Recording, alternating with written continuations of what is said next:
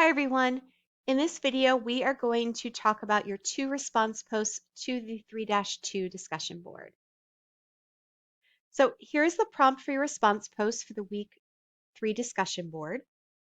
Using what you learned this week about bias, reply to 2 of your peers and discuss how bias may lead viewers to experience or perceive the chosen ads differently.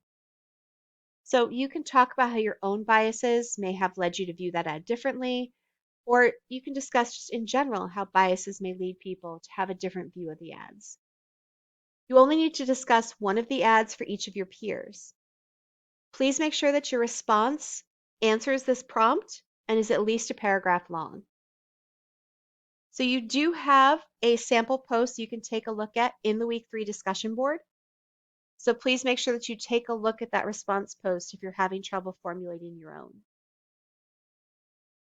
Your 2 response posts are due by 11:59 p.m. in your time zone on Sunday.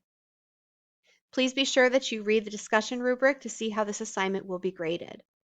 And if you have any questions, you can always post them in the general questions discussion board or send me an email. Have a great rest of your week, everyone, and thanks for watching.